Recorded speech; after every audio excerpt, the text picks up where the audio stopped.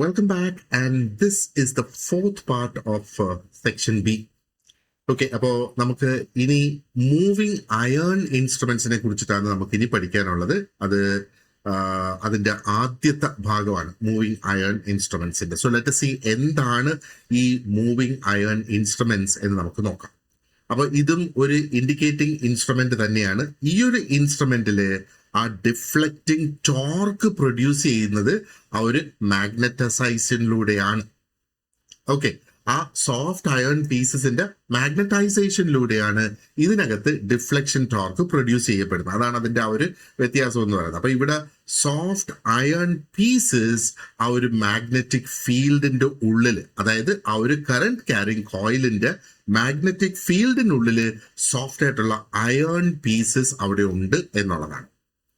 അപ്പോൾ ആ ഒരു കോയിലിലൂടെ കറണ്ട് പാസ് ചെയ്യുമ്പോൾ മാഗ്നറ്റിക് ഫീൽഡ് അവിടെ പ്രൊഡ്യൂസ് ചെയ്യപ്പെടുന്നു.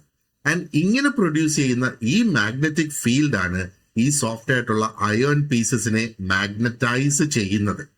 ആൻഡ് ഈ ഒരു ആക്ഷൻ ആണ് ഇവിടുത്തെ ഡിഫ്ലക്ഷൻ ടോർക്ക് പ്രൊഡ്യൂസ് ചെയ്യുന്നത്. അപ്പൊ ഇവിടുത്തെ പ്രധാനപ്പെട്ട ഐഡിയ എന്ന് പറയുന്നത്, ഒരു മൂവിങ് അയൺ ഇൻസ്ട്രുമെന്റില് ആ പോയിന്ററിന്റെ മൂവ്മെന്റ് ഉണ്ടാക്കുന്നത് ആ ഒരു സോഫ്റ്റ് അയൺ പീസസ് പ്രൊഡ്യൂസ് ചെയ്യുന്ന മാഗ്നറ്റിക് എഫക്റ്റ് മുഖാന്തരമാണ്. ഇതാണ് ആ ഒരു മൂവിങ് അയൺ ഇൻസ്ട്രുമെന്റിന്റെ ഒരു ഡെഫിനിഷൻ, അല്ലെങ്കിൽ അതിന്റെ ഒരു എക്സ്പ്ലനേഷൻ, അല്ലെങ്കിൽ അതിന്റെ പിന്നിലെ പ്രിൻസിപ്പിൾ ഇതാണ്. നൗ ലെറ്റ് us see എന്തൊക്കെയാണ് ഇതിന്റെ ആ പ്രധാനപ്പെട്ട യൂസസ് എന്ന് നമുക്ക് നോക്കാം. അപ്പൊ ഇവിടെ ഒരു പ്രധാനപ്പെട്ട പോയിന്റ് നമ്മൾ മനസ്സിൽ വെക്കേണ്ടത്, moving iron instruments are suitable for both AC and DC measurements. അപ്പൊ AC മെഷർമെന്റ്സിന് ഇത് ഉപയോഗിക്കാം, DC മെഷർമെന്റ്സിനും ഇത് ഉപയോഗിക്കാം. നേരത്തെ നമ്മൾ ഡിസ്കസ് ചെയ്തത് DC മാത്രമാണ് പറ്റുന്നത്, അല്ലെ? കൺവേർഷൻ ചെയ്തെങ്കിൽ മാത്രമേ അത് AC ഉപയോഗിക്കാനായിട്ട് പറ്റുള്ളൂ. പക്ഷെ ഈ ഇൻസ്ട്രുമെന്റ്സ് നമുക്ക് രണ്ടിനും ഉപയോഗിക്കാം.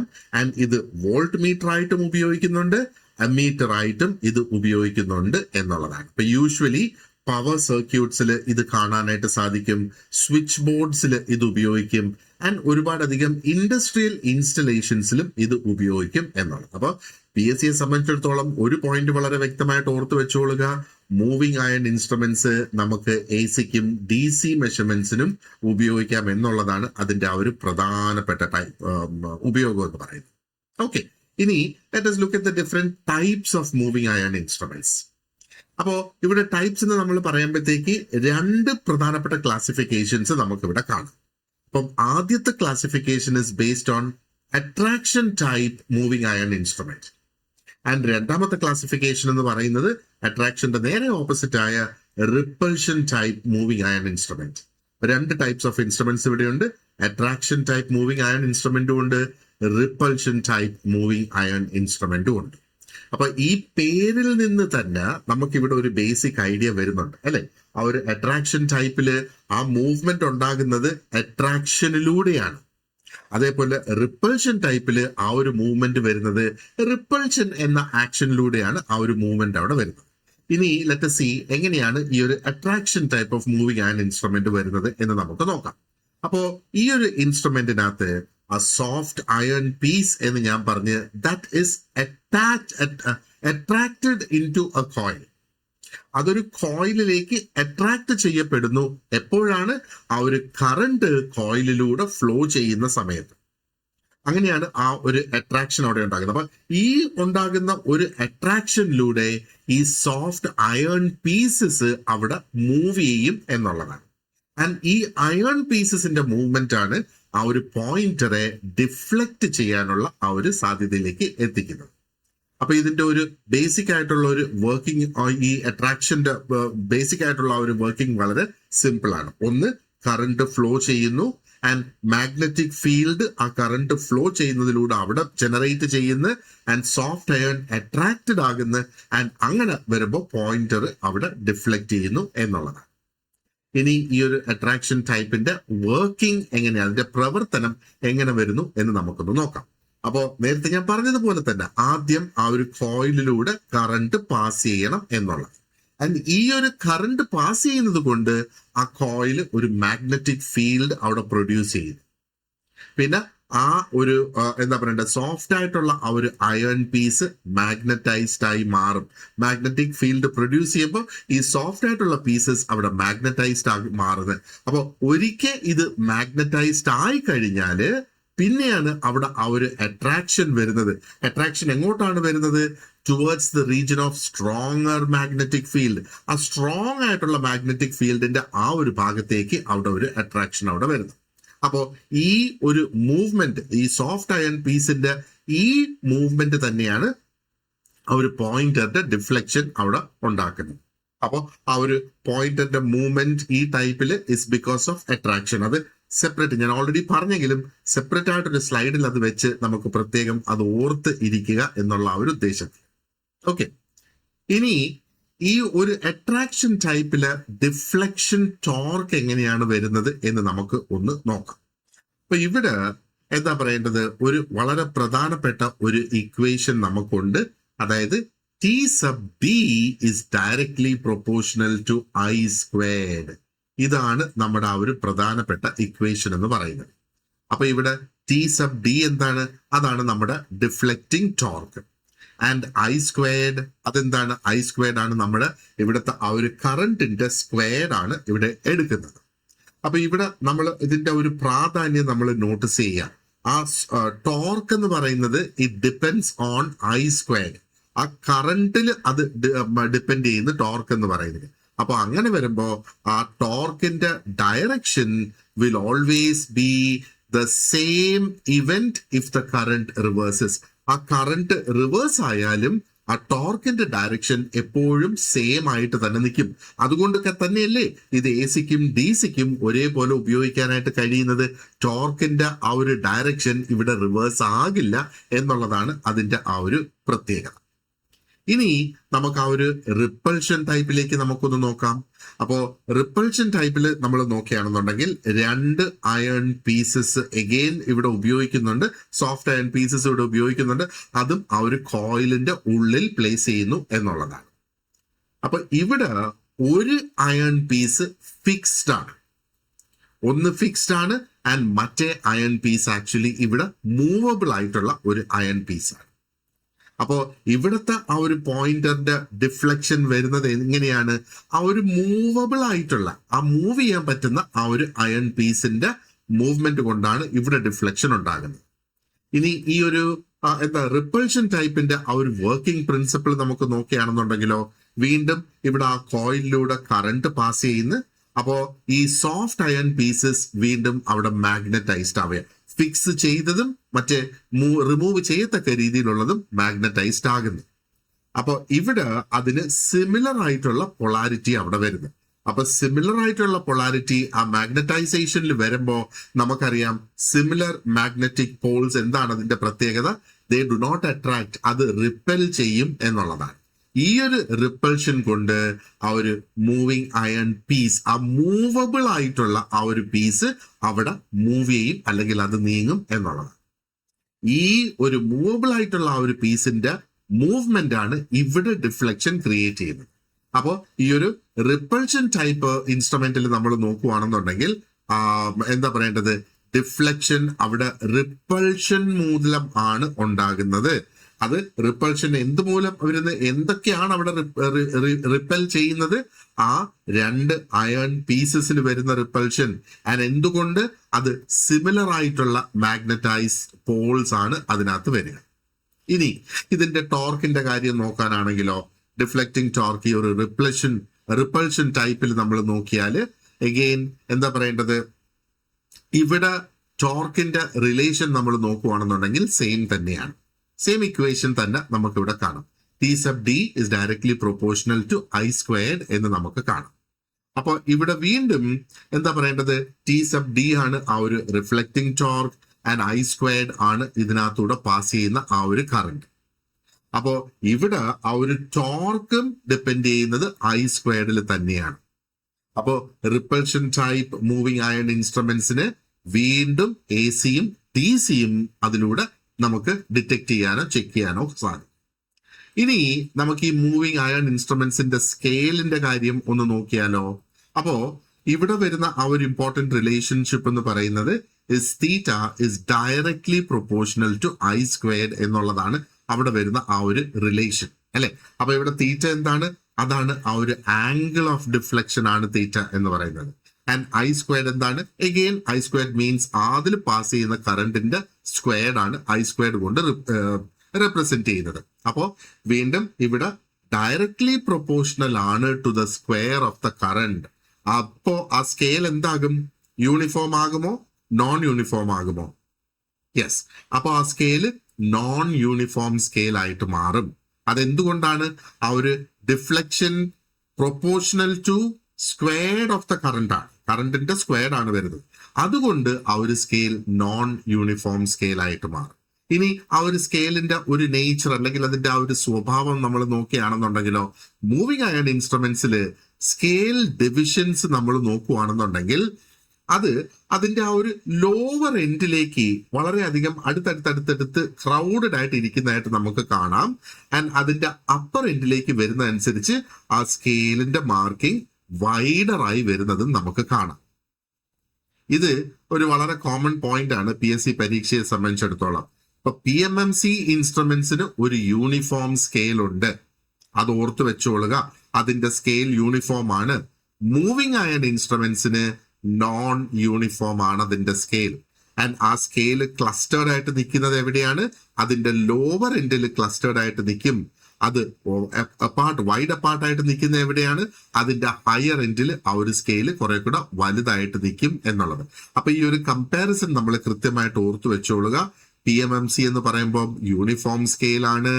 മൂവിങ് അയൺ ഇൻസ്ട്രുമെന്റ്സ് എന്ന് പറയുന്നതിന് നോൺ യൂണിഫോം സ്കെയിൽ ആണ്.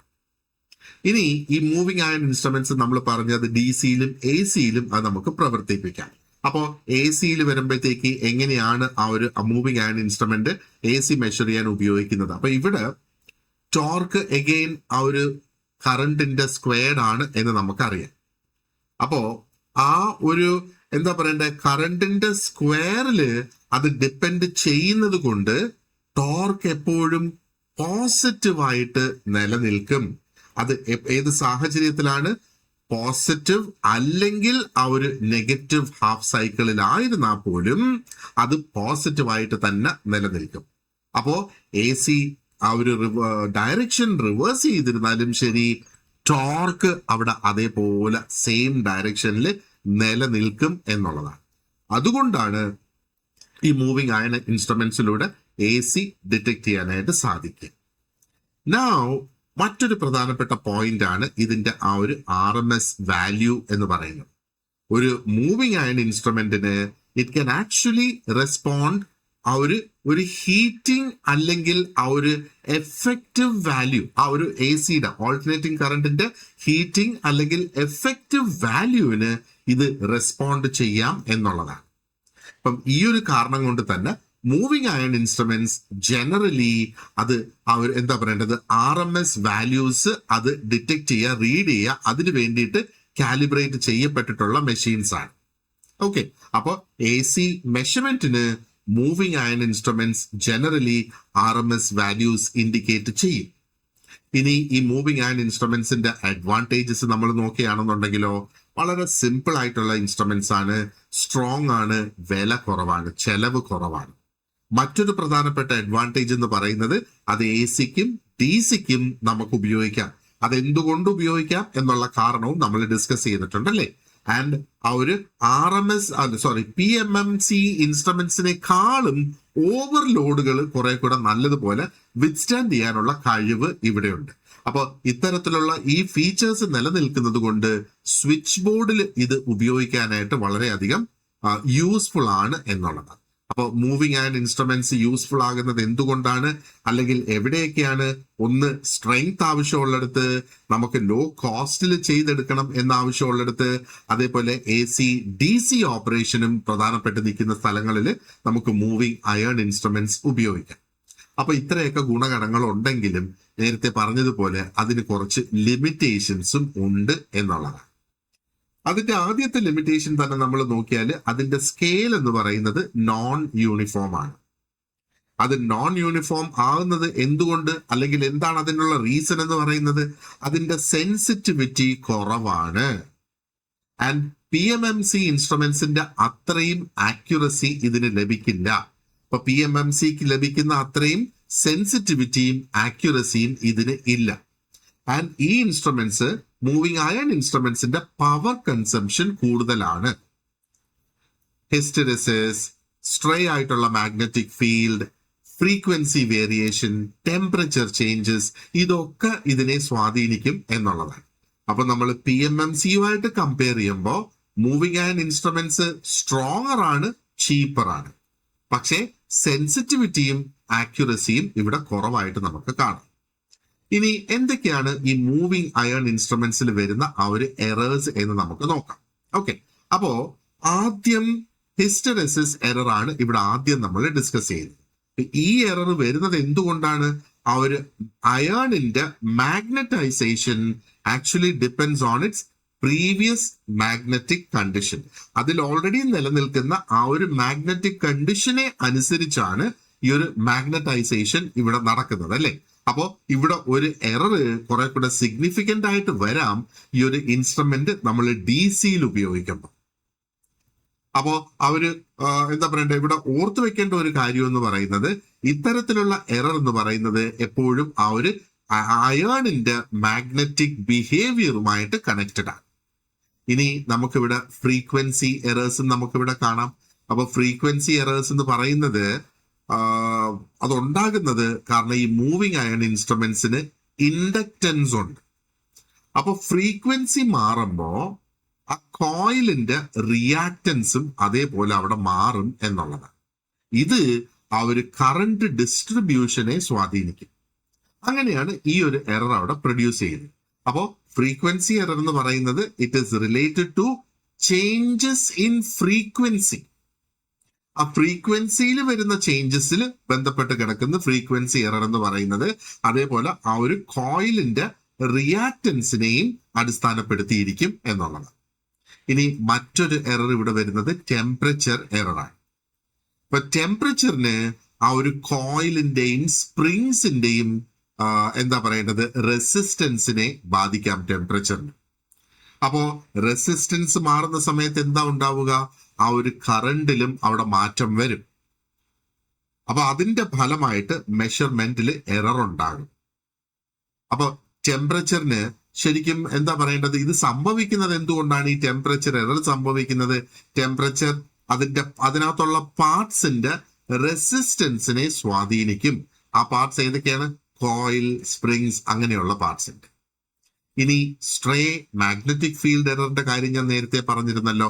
അപ്പൊ ഈ ഒരു എക്സ്റ്റേണൽ ആയിട്ടുള്ള മാഗ്നറ്റിക് ഫീൽഡ്സിനും, അതാണ് സ്ട്രേ എന്നുകൊണ്ട് നമ്മൾ ഉദ്ദേശിക്കുന്നത്, എക്സ്റ്റേണൽ ആയിട്ടുള്ള മാഗ്നറ്റിക് ഫീൽഡ്സിനും ഇതിനകത്തുള്ള മാഗ്നറ്റിക് ഫീൽഡിനെ സ്വാധീനിക്കാനായിട്ട് സാധിക്കും.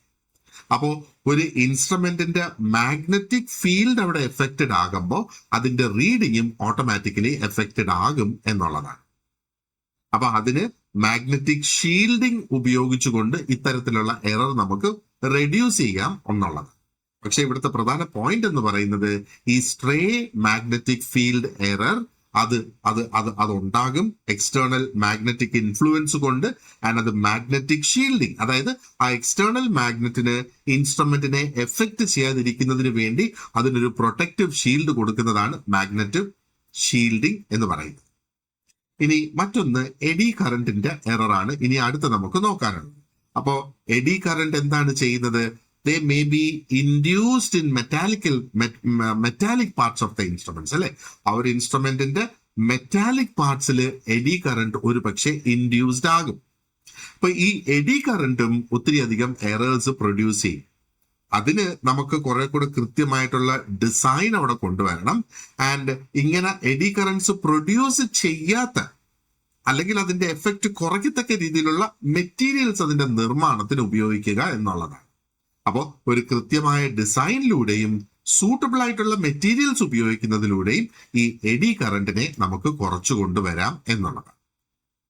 ഓക്കെ, അപ്പോ ആ ഒരു മൂവിംഗ് അയൺ ഇൻസ്ട്രുമെന്റ്സിന്റെ ആ ഒരു ബേസിക് ആണ് നമ്മളിപ്പോൾ ഡിസ്കസ് ചെയ്തത്. അപ്പോൾ മൂവിംഗ് അയൺ ഇൻസ്ട്രുമെന്റ് എങ്ങനെയാണ് പ്രവർത്തിക്കുന്നത്? ആ ഒരു സോഫ്റ്റ് അയൺ പീസസിന്റെ മാഗ്നറ്റൈസേഷനിലൂടെയാണ്.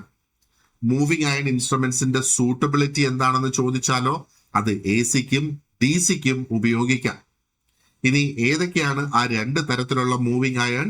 അട്രാക്ഷൻ ടൈപ്പും റിപ്പൾഷൻ ടൈപ്പും. അട്രാക്ഷന്റെ നേരെ ഓപ്പോസിറ്റ് ആണ് റിപ്പൾഷൻ എന്ന് പറയുന്നത്. അട്രാക്ഷൻ ടൈപ്പില് സോഫ്റ്റ് അയൺ പീസസിന്റെ ജോലി എന്താണ്, അല്ലെങ്കിൽ എന്ത് സംഭവിക്കുന്നു അതിന്? ആ കോയിലിലേക്ക് അത് അട്രാക്ട് ചെയ്യപ്പെടുന്നു. റിപ്പൾഷൻ ടൈപ്പില് എന്താ സംഭവിക്കുന്നത്? സിമിലർ ആയിട്ടുള്ള മാഗ്നറ്റിക് പോൾസ് അവിടെ വരുന്നത്, അതുകൊണ്ട് ആ റിപ്പൾഷൻ അവിടെ ഉണ്ടാകുന്നു അല്ലെ. ആൻഡ് ഈ ഒരു മൂവിങ് അയൺ ഇൻസ്ട്രുമെന്റ്സിലെ ഡിഫ്ലക്ഷൻ ടോർക്കിന്റെ ഫോർമുല എന്താണ്, അല്ലെങ്കിൽ എങ്ങനെയാണ് അത് വരുന്നത്? T sub D is directly proportional to square of the current അല്ലെ. ആൻഡ് എന്താ പറയാ, മൂവിങ് അയണിൽ വരുന്ന ആ ഒരു ഡിഫ്ലക്ഷൻ റിലേഷൻ എന്താണ്? Theta is directly proportional to I square. അപ്പൊ അവിടെ ആ ഒരു കറണ്ടിന്റെ ഫ്രീക്വൻസിയിൽ വരുന്ന ചേഞ്ച് അനുസരിച്ച് ആ ഒരു ഡിഫ്ലക്ഷനും അവിടെ ചേഞ്ച് വരും എന്നുള്ളത്. ആൻഡ് ഓർക്കുക, നോൺ യൂണിഫോം സ്കെയിൽ ആണ് ഇതിനുള്ളത്. ആൻഡ് ഇതിന്റെ രണ്ടിന്റെയും സ്കെയിൽസ് നമ്മൾ കമ്പയർ ചെയ്താൽ PMMC-യിൽ യൂണിഫോം ആണ്, മൂവിങ് അയണിൽ നോൺ യൂണിഫോം സ്കെയിൽ ആണുള്ളത്. ആൻഡ് നമുക്ക് RMS വാല്യൂസ് റീഡ് ചെയ്യത്തക്ക രീതിയിലാണ് ജനറലി ഈ മൂവിങ് അയണിന്റെ കാലിബ്രേഷൻ വരുന്നത് അല്ലേ. ആൻഡ് എന്താ പറയേണ്ടത്, മാഗ്നറ്റിക് ഷീൽഡിങ്ങിലൂടെ എന്താ ചെയ്യാൻ സാധിക്കുന്നത്? അവര് എന്താ പറയേണ്ടത്, സ്ട്രേ മാഗ്നറ്റിക് ഫീൽഡ് എറർ നമുക്ക് ഇവിടെ കുറച്ചു കൊണ്ടുവരാനായിട്ട് സാധിക്കും. റൈറ്റ്. ഇനി നമ്മൾ ഓൾറെഡി ചർച്ച ചെയ്തതാണ് ചെറിയ ചെറിയ ഭാഗങ്ങളായിട്ട് അവിടെയും ഇവിടെയും. എന്നാലും നമുക്ക് ഇതിന്റെ ഒരു കമ്പാരിസൺ നമുക്കൊന്ന് ചെയ്യണം. ഒരൊറ്റ സ്ലൈഡിൽ നമുക്ക് അതിന്റെ ആ ഒരു കമ്പാരിസൺ ചെയ്യണം. കാരണം ഇത് നമുക്കൊന്ന് ഓർത്ത് വെക്കുന്നതിന് വേണ്ടിയിട്ടാണ് ഈ ഒരു ഇൻഫർമേഷൻ. ആ ഒരു PMMC ഇൻസ്ട്രുമെന്റ് പ്രവർത്തിക്കുന്നത് എന്തുകൊണ്ടാണ്? Because of the interaction between ആ ഒരു പെർമനന്റ് മാഗ്നറ്റിക് ഫീൽഡും ആ ഒരു കറണ്ട് ക്യാരിങ് കോയിലിന്റെ ഇന്ററാക്ഷനിലൂടെ. അങ്ങനെയാണ് PMMC വർക്ക് ചെയ്യുന്നത് അല്ലെ. മൂവിങ് അയൺ ഇൻസ്ട്രുമെന്റിലോ അതിന്റെ വർക്കിംഗ് സ്ലൈറ്റ്ലി ഡിഫറെന്റ് ആണ്. അത് ആ ഒരു സോഫ്റ്റ് അയൺ പീസസിന്റെ മാഗ്നറ്റൈസേഷനിലൂടെയാണ് മൂവിങ് അയൺ ഇൻസ്ട്രുമെന്റ്സ് പ്രവർത്തിക്കുന്നത്. അപ്പൊ ഈ ഒരു ബേസിക് ഡിഫറൻസ് നമ്മൾ ഓർത്തു വെച്ചോളുക. PMMC എന്ന് പറയുന്നത് ഒരു പെർമനന്റ് ആയിട്ടുള്ള മാഗ്നറ്റിക് ഫീൽഡ് ഉപയോഗിക്കുന്നു, ആൻഡ് ആ ഒരു കറണ്ട് ക്യാരിങ് കോയിലും അതിനകത്ത് ഉപയോഗിക്കുന്നു. എന്നാൽ മൂവിങ് അയൺ ഇൻസ്ട്രുമെന്റ്സ് എന്താണ്? ആ ഒരു മാഗ്നറ്റൈസ്ഡ് ആയിട്ടുള്ള സോഫ്റ്റ് അയൺ പീസസ് ആണ് ഉപയോഗിക്കുന്നത്. നമുക്കറിയാം ഈ മാഗ്നറ്റൈസ്ഡ് ആയിട്ടുള്ള സോഫ്റ്റ് അയൺ പീസസ് അത് തന്നെ ഒരു പക്ഷേ അതിന്റെ മാഗ്നറ്റൈസേഷൻ തന്നെ അതിന്റെ ഒരു ഡിഫക്റ്റും കൂടെയായി മാറുന്നു എന്ന്. ഇനി ഇതിന്റെ ആ ഒരു സൂട്ടബിലിറ്റി നമ്മളൊന്ന് കമ്പയർ ചെയ്ത് നോക്കുകയാണെന്നുണ്ടെങ്കിലോ PMMC DC-ക്ക് മാത്രമാണ് ഉപയോഗിക്കുന്നത് അല്ലേ. മൂവിങ് അയൺ ഇൻസ്ട്രുമെന്റ്സ് AC-ക്കും DC-ക്കും ഉപയോഗിക്കാം എന്നുള്ളതാണ് അതിന്റെ ആ ഒരു സൂട്ടബിലിറ്റി. ഇനി രണ്ട് ഇൻസ്ട്രുമെന്റ്സിന്റെയും ആ ഒരു സ്കെയില് നമ്മൾ നോക്കുകയാണെന്നുണ്ടെങ്കിലോ PMMC-ക്ക് യൂണിഫോം സ്കെയിൽ ഉണ്ട്. എന്തുകൊണ്ടാണ് ആ ഒരു യൂണിഫോം സ്കെയിൽ അവിടെ വരുന്നത്? ഡിഫ്ലക്ഷൻ ഇവിടെ കറണ്ടിന് ഡയറക്ട്ലി പ്രൊപ്പോർഷണൽ ആകുന്നത് കൊണ്ടാണ് അല്ലെ. അപ്പോ deflection is directly proportional to the current in PMMC. Moving iron ഇൻസ്ട്രുമെന്റ്സിന് നോൺ യൂണിഫോം സ്കെയിൽ ആണുള്ളത്. അതെന്തുകൊണ്ടാണ്? ഇവിടെ deflection is proportional to the squared of the current. Squared of the current ആണ് മൂവിങ് അയൺ ഇൻസ്ട്രുമെന്റ്സിൽ വരിക. അപ്പോ PMMC-ക്ക് യൂണിഫോം സ്കെയിലും ഉണ്ട്, മൂവിങ് അയണിന് നോൺ യൂണിഫോം സ്കെയിലും ആണ് വരുന്നത്. ഇനി ഇതിന്റെ ആക്യുറസി, സെൻസിറ്റിവിറ്റി, സ്ട്രെങ്ത്, കോസ്റ്റ് ഇതൊക്കെ നമ്മൾ ഡിസ്കസ് ചെയ്തായിരുന്നു അല്ലെ. അപ്പൊ മൂവിങ് അയൺ ഇൻസ്ട്രുമെന്റ്സ് കുറെ കൂടെ കൂടുതലാണ് അതിന്റെ ആക്യുറസിയും, കൂടുതലാണ് അതിന്റെ ആ ഒരു സെൻസിറ്റിവിറ്റിയും. അപ്പോ ആക്യുറസിയും സെൻസിറ്റിവിറ്റിയും വളരെ പ്രധാനപ്പെട്ടതാണ് അല്ലെ. അപ്പൊ അങ്ങനെ വരുമ്പോ ഈ PMMC ഇൻസ്ട്രുമെന്റ്സിനാണ് ഒരു പ്രിഫറൻസ് കൂടുതൽ അവിടെ വരിക. മൂവിങ് അയൺ ഇൻസ്ട്രുമെന്റ്സ് എന്ന് പറയുന്ന കുറെ കൂടെ റോബസ്റ്റ് ആണ്, എന്നാൽ കുറെ കൂടെ ചീപ്പർ ആണ്. ഇവിടെ റോബസ്റ്റ് എന്ന് നമ്മൾ പറയുമ്പോൾ അത് സ്ട്രോങ് ആണ് എന്നാണ് പറയുന്നത്. അപ്പൊ മൂവിങ് അയൺ ഇൻസ്ട്രുമെന്റ്സ് യൂസ്ഫുൾ ആകുന്നത് എവിടെയാണ്? ആ ഒരു സ്ട്രെങ്ത്തും ലോ കോസ്റ്റും പ്രധാനപ്പെട്ട എല്ലാ സാഹചര്യങ്ങളിലും നമുക്ക് ഇത് ഉപയോഗിക്കാം. ഇനി ഇവിടെ വരുന്ന ആ ഒരു ഡാമ്പിങ്ങിന്റെ കാര്യം നമ്മൾ നോക്കാനാണെങ്കിലോ PMMC-യില് എഡി കറന്റ് ഡാമ്പിംഗ് ആണ് അതിനകത്ത് വരുന്നത്. അതുകൊണ്ടാണ് വളരെ സ്മൂത്ത് ആയിട്ടുള്ള, ക്വിക്ക് ആയിട്ടുള്ള റെസ്പോൺസ് നമുക്ക് ലഭിക്കുന്നത് അല്ലെ. മൂവിങ് അയണിൽ എന്താണ്? എയർ ഫ്രിക്ഷൻ ഡാമ്പിംഗ് ആണ് മൂവിങ് അയണിൽ വരുന്നത്. ഇത് രണ്ടും ഓർത്തു വെച്ചോളുക. ആൻഡ് ഇതിന്റെ ആ ഒരു പ്രിഫേർഡ് ആപ്ലിക്കേഷൻസ് നമ്മൾ നോക്കുവാണെന്നുണ്ടെങ്കിലോ PMMC DC മെഷർമെന്റിന് വേണ്ടിയിട്ടും ആൻഡ് മൂവിംഗ് അയൺ AC-ക്കും DC മെഷർമെന്റ്സിനും നമുക്ക് ഉപയോഗിക്കാം എന്നുള്ളത്. ഓക്കെ, അപ്പോൾ PMMC എങ്ങനെയാണ് വർക്ക് ചെയ്യുന്നത്? പെർമനന്റ് മാഗ്നറ്റിക് ഫീൽഡും കറന്റ് ക്യാരിങ് കോയിലിന്റെയും ഇന്ററാക്ഷനിലൂടെ. അതും ഒക്കെ നമ്മൾ പ്രത്യേകം ഓർത്തു വെച്ചോളൂ.